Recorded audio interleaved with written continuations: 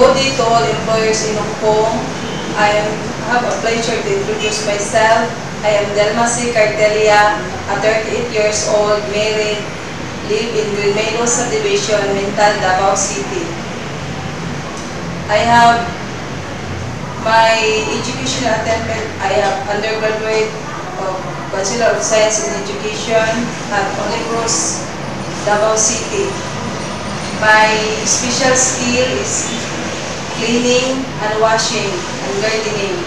My special ability is honest, truthful, God-fearing, and loyal.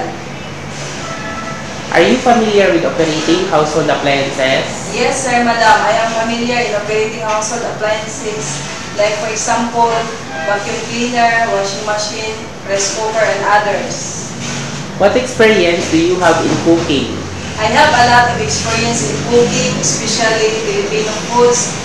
I steam fish, chicken curry, stir-fry vegetables.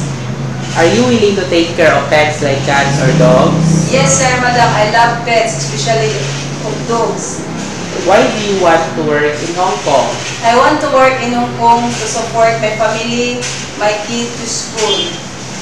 Lucky to be selected, what can you promise to your future employer?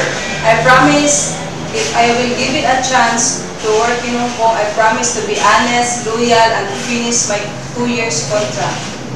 Thank you.